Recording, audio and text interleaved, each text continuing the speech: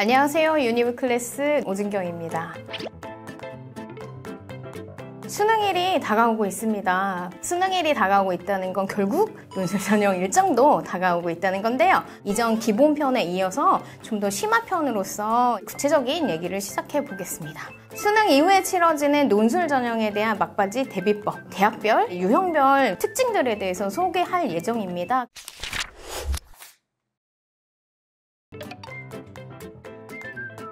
논술 유형은 크게 두 타입으로 나눠진다고 볼 수 있겠습니다. 일단 논제 유형이 고정되어 있는 학교들이 있고요. 논제 유형이 고정되어 있지 않고 러프한 큰 틀만 갖추고 있는 학교들이 있습니다. 첫째, 논제 유형이 고정되어 있는 학교들을 먼저 살펴보도록 하겠습니다.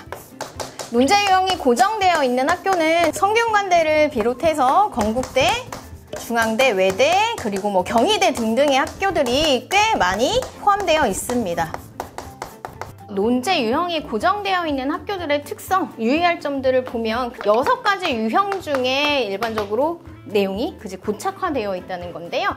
요약, 비교, 자료를 해석하는 논제, 평가, 대안 제시, 견해, 이렇게 6가지 논제 유형만 우리가 어느 정도 알고 있으면 충분히 풀어낼 수 있는 학교들이라는 얘기이죠. 그리고 이 논제 유형이 고정되어 있기 때문에 결과적으로는 주제랑 제시문만 바뀌는 거예요. 그래서 성균관대 같은 경우는 첫 번째 분류해서 요약이라는 문제가 나오고, 그 다음에 자료 해석 문제가 나오고, 견해 쓰는 논제가 나온다고 했으니 이것만 익히더라도 충분히 시험 보러 갈 수 있다는 얘기죠. 답안의 틀 자체가 고정되어 있기 때문에요. 충분히 가서 잘 쓸 수 있다 얘기했고, 그러니까 뭐라고? 논술 합격 평균 점수가 높다, 이렇게 얘기할 수가 있겠죠. 반면에 논제 유형이 고정되어 있지 않은 논제 유형이 변동되는 학교들이 있고요. 흔히 우리가 알고 있는 서강대, 동국대, 이화여대도 있고요. 이 학교들의 특징은 시간 안에 몇 문항을 푸는 거고, 그 문항 따라 배점이 달라진다, 이런 부분들을 좀 기억을 해둘 필요가 있습니다. 역시나 논제 유형은 요약에서 시작해서 견해, 내용 안에서 출제가 됩니다. 하지만 뭐가 나올지 모른다는 거예요. 그치? 그래서 따라서 논술 평균 점수는 낮은 편이기는 하지만 충분히 합격할 수 있다, 합격의 승리를 맛볼 수 있는 학교다라고 볼 수 있겠습니다. 논제 유형이 고정되어 있냐 변동되어 있느냐에 따라서 입시를 준비하는 기간도 사실은 좀 차이가 있다라고 말할 수 있겠습니다. 논제 유형이 고정되어 있는 학교들은 3개 내지는 5개의 기출 및 모의만 살펴보더라도 답안의 틀이 정해져 있다 보니까 충분히 잘 가서 시험을 본다. 반면에 논제 유형이 변동되어 있는 학교들은 논제 유형에 대한 전반적인 학습이 이루어진 친구들이 훨씬 가서 쉽게 푼다. 그러니까 준비가 잘 안 되어 있으면 시간 안에 답안을 다 못 쓰는 친구들이 훨씬 많아요. 따라서 이런 논제 유형이 변동되어 있는 학교들은 전반적으로는 준비 기간이 더 많이 필요하다라고 얘기할 수가 있겠습니다. 학교별 논술 특징에 대해서 말씀드리겠습니다. 첫째, 성균관대를 한번 가볼게요. 성균관대는 논제 유형이 고정되어 있는 학교라고 했어요. 총 3문항이 출제가 되는데요. 1번에서는 비교와 요약의 문제가 출제가 되겠고요. 두 번째 문항에서는 자료를 해석하는 문제, 그리고 세 번째 문제에서는 견해의 문제가 등장한다고 얘기할 수가 있겠습니다. 그리고 제시문과 관련해서 생각을 해보면 문학과 비문학이 함께 출제되는 학교이고요. 더불어서 도표도 나온다라고 볼 수가 있겠습니다. 따라서 문학, 비문학 가리지 않고 도표가 최소 2-3개가 등장하더라 라고 정리해 볼 수가 있을 것 같네요. 그리고 성균관대는 뭐가 특징이 있나요? 분량 제한이 없는 학교이고 원고지를 사용하지 않은 학교입니다. 그죠? 따라서 내가 어느 분량까지 채워야 되는지 어려움이 있을 수 있는데요. 이것도 미리 줄노트에 대고 연습을 해볼 필요가 있겠고, 성균관대 홈페이지에 들어가면 답안 예시 틀이 있습니다. 그거 다운받아서 연습해도 좋을 것 같네요. 성균관대 총 시험 시간은 100분이고요. 100분 안에 3문항을 푼다, 이렇게 확인을 해두면 될 것 같아요. 두 번째로는 서강대를 확인해 보도록 하겠습니다. 서강대학교는 2문항이 출제되고 있는데요. 2문항 100분 동안 시험 본다라고 기억을 해두면 좋을 것 같고요. 제시문 유형은 어떤가를 생각을 해보면 비문학, 문학이 모두 등장합니다. 도표가 안 나오지는 않아요. 제시문 안에 도표가 있고 이 도표를 활용해서 다른 문제를 푸는 그런 흐름의 논제들은 출제되고 있으니까 도표가 등장하기는 하더라 라고 이제 확인을 해주면 좋을 것 같아요. 인문계열이든 사회계열이든. 서강대학교에서는 가장 주의해야 할 점이 뭔가 하면 시간 대비 분량이 많은 편이기는 합니다. 그래서 문항이 두 개가 다 800에서 1000자짜리예요. 1000자짜리를 50분마다 하나씩 풀어야 돼. 그리고 두 문항이 연결되어 있지 않아요. 그렇다 보니까 새로운 주제를 정확하게 파악하고 문제를 하나 풀고 또 새로운 주제를 파악하고 문제를 하나 푸는 이런 상황이 되다 보니 힘들겠죠. 그치? 그래서 100분이라는 시간이 녹록한 시간이 아니다. 따라서 서강대학교에서 가장 주의해야 할 점은 무엇인가 하면 시간 안에 답안을 다 완성하는 거다. 이게 무엇보다 중요하다고 하겠습니다. 이제 세 번째 학교로 한양대를 만나보도록 하겠습니다. 한양대 같은 경우는 단 한 문항이 출제가 됩니다. 인문계열 한 문항, 그치? 상경계열 언어 논술은 한 문항, 수리 논술은 대략 3문항 정도가 출제가 되는데요. 일단 인문계열은 1200자짜리 한 문항 풀고요. 이제 상경계열은 언어 논술 600자짜리 한 문항을 풀게 되는데요. 이 한 문항을 푸는 시간은 90분이다 보니까 생각보다 1200자를 90분 안에 쓰는 건 시간이 여유가 있는 편이다 라고 얘기를 하는데 한양대도 논제 유형이 고정되어 있는 학교는 아니에요. 다만 추론하세요라는 논제를 좀 좋아합니다. 추론한다는 건 결국 우리가 논제 유형에서 사실 살펴본 적이 없는 논제이잖아요. 제시문을 넘어서 본인의 배경 지식을 활용해서 논의를 끌고 갈 때 훨씬 더 좋은 점수를 주겠다라고 이야기하는 학교입니다. 제시문 유형 같은 경우는 뭐 전반적으로 다 출제됩니다. 문학, 비문학, 도표까지. 그치? 그림이라든가 도표 이런 것들을 상당히 많이 만나볼 수 있는 유형이다라고 말할 수가 있겠습니다. 답안에 이렇게 색깔이 따로 표시되어 있는 그 영역 안에서만 세이브이 되면 분량에도 크게 유의하지 않아도 되는 학교이기도 하고 여러모로 자유로운 표현 그리고 자유로운 내용 전개가 가능하다라고 얘기해 볼 수 있겠습니다. 따라서 한양대는 창의성이라는 평가 항목이 결국 변별력을 낳을 거다라고 얘기를 할 수가 있겠어요. 추론하라라는 논제에서도 볼 수 있듯이 결국 이제 남들보다 좀 더 다양한 관점으로 이 상황들을 살펴봤을 때 훨씬 좋은 평가를 받는 답안을 만들어낼 수 있다라고 기억을 해두면 좋겠습니다. 네 번째 학교로 중앙대를 만나보도록 하겠습니다. 중앙대학교 같은 경우는 경영경제 계열은 수리논술을 치르는 학교잖아요. 그래서 인문논술, 수리논술까지 봐야 하는데요. 따라서 인문, 사회계열과 경영경제 계열 다른 논술 문항을 출제하고 있다라고 말할 수가 있겠습니다. 인문 같은 경우는 3문항이 출제가 되고요.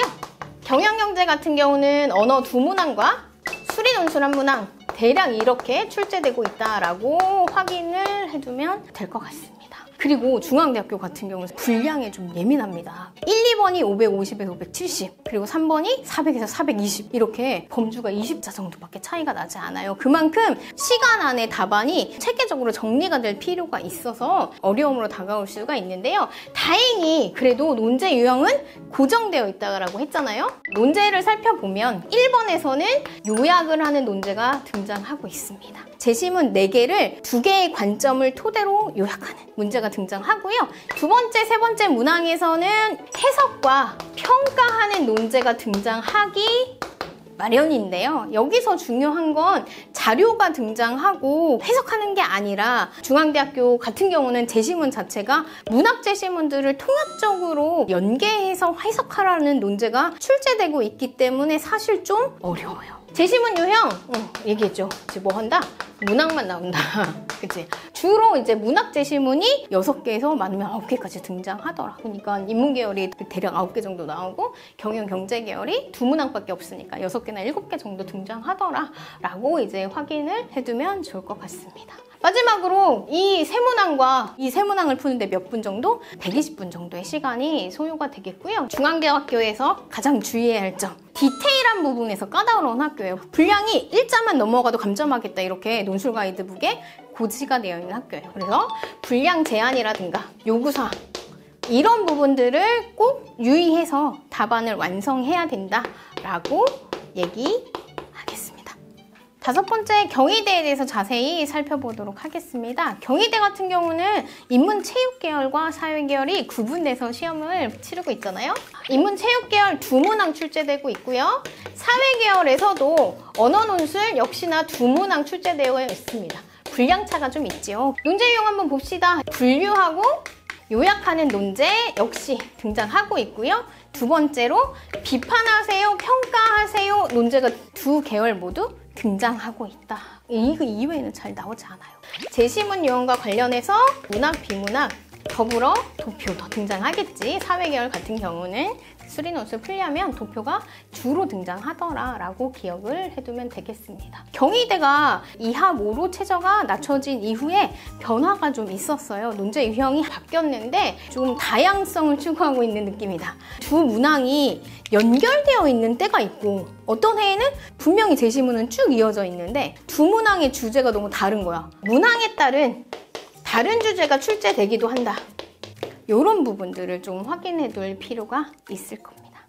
6번째로 한국 외대에 대해서 얘기해 보도록 하겠습니다. 인문계열은 영어 제시문이 출제가 되고 있고 사회계열은 도표 해석 문제가 출제되고 있어서 가장 큰 차이점이 있기는 합니다만 그래도 세문항이 출제가 되고요. 역시나 세트형 세문항이기 때문에 1, 2, 3이 내용이 연결되어 있어요. 그래서 1번을 잘 풀어야 2번도 풀고 3번도 풀고 맞지? 이렇게 진행이 되는 학교다라고 얘기할 수 있겠고 논제 유형! 분류해서 요약해라. 분류 쟁점을 찾고 이걸 통해서 이제 제시문들을 4, 5개를 2개, 3개 뭐 이런 식으로 분류해 놓은 다음에 각각의 제시문을 요약하는 논제, 인문이든 사회든 출제되고 있다. 그리고 나서 이제 자료를 해석하는 논제, 그리고 평가하는 논제 주로 출제가 되고 있고요. 자료가 등장하는 사회계열 같은 경우는 영어 제시문이 포함될 때는 추론하세요라는 논제가 등장합니다. 여기서 좀 변별력을 찾겠죠. 그래서 논제 유형이 크게 보면 이런 흐름으로 고정되어 있다라고 얘기해 볼 수가 있겠습니다. 제시문의 종류 역시나 문학 포함되고요. 비문학도 포함이 되고 있습니다.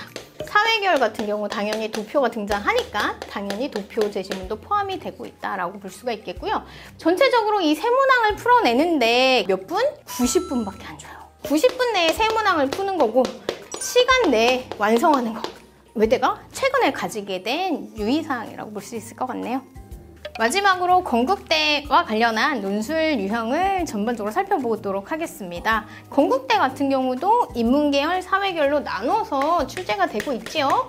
역시나 사회계열 어떤 시험 보나? 수리논술과 함께 보는. 따라서 인문계열 같은 경우는 2문항을 푸는 반면에 언어논술 2문항, 사회계열 같은 경우는 언어논술 1문항과 수리논술을 푼다. 그리고 수리논술을 푸는 학교 중에 수리논술 배점이 가장 높은 학교예요. 언어논술 40점, 수리논술 60점. 이렇게 그치 차이가 있다라는 거 알아두면 좋을 것 같고요. 언어 논술의 1번, 사회 논술의 1번이 동일한 논제다라고 확인할 수 있다. 그리고 인문계열이든 사회계열이든 풀어야 되는 언어 논술 문항은 뭐다? 제시문 2개를 가지고 하나의 도표를 해석하는 자료 해석 문제다라고 얘기할 수 있는데요. 인문계열만 푸는 2번 문항도 자료 해석 문제예요. 따라서 1번에서 푸는 자료는 되게 특이한 도표들이 많이 나와요. 뭐 시장의 범주에 따른 뭐 이렇게 변화 뭐 이런 것도 나오고 되게 다양한 도표들이 등장하는 게 1번 문제의 특징이라면 2번 문제에서는 어떤 제시문이 출제가 되고 있냐면 문학작품이죠. 문학작품 내에 어떤 지명이 의미하는 바에 대한 해석을 한다거나 등장인물의 행동이나 말의 변화에 대한 해석을 한다거나 하는 문제들이 주로 출제되고 있습니다. 이 학교에서 가장 큰 유의사항은 뭐야? 사실 도표 해석이 가장 어려운 것 같아요. 아까도 말했지만 어디서 이런 도표들을 찾아내실까가 궁금해지는 그런 이제 출제 경향을 가지고 있어서 도표 분석을 명확하게 했을 때 훨씬 고득점을 받을 수 있는 학교입니다. 따라서 도표에 대한 연습이 필요하다라고 얘기할 수 있겠습니다. 올해 논술은 2024학년도에 논술 100% 전형이 많이 증가했기 때문에 그 부분이 가장 염두에 두어야 할 점이라고 생각이 듭니다. 이에 성균관대를 비롯해서 건국대학교 경희대 그리고 그 다음 주차 이화여대까지 논술 100전형에 대한 대비는 좀 더 철저히 해야 한다라는 생각이 드는데요. 기출도 많이 좀 살펴보고 많이 써보면서 충분한 시간을 논술에 투자했으면 하는 유의사항 전달해드리겠습니다. 그리고 마지막으로 당연히 수험표랑 본인을 확인할 수 있는 신분증 챙기는 거 너무나 잘 알고 있을 텐데요. 이 외에도 사실 학교마다 필기구와 관련된 제한사항들이 좀 있습니다. 학교에서 나눠주는 필기구만 써야 돼. 뭐 이렇게 하는 학교도 있고, 대체적으로는 수정액각, 수정 테이프 사용도 제한되어 있는 경우들이 많다 보니 그런 부분들도 꼭 체크를 해서 원고지 표기법에 따른 교정부호도 몇 가지 띄어쓰기라든가 삭제라든가 수정과 관련된 기호 서너 개만 정확하게 익히고 가도 충분히 잘 해낼 수 있으니까 그런 부분들 꼭 미리미리 확인해서 만반의 준비를 하도록 합시다. 올해 논술 시험이 얼마 남지 않았습니다. 지금까지 모두 열심히 달려오셨을 텐데요. 수능도 화이팅하고 논술 시험도 꼭 화이팅 할 수 있도록 기다리겠습니다. 오늘 영상이 도움이 되셨다면 구독과 좋아요 부탁드리겠습니다. 지금까지 유니브 클래스 오진경이었습니다. 감사합니다.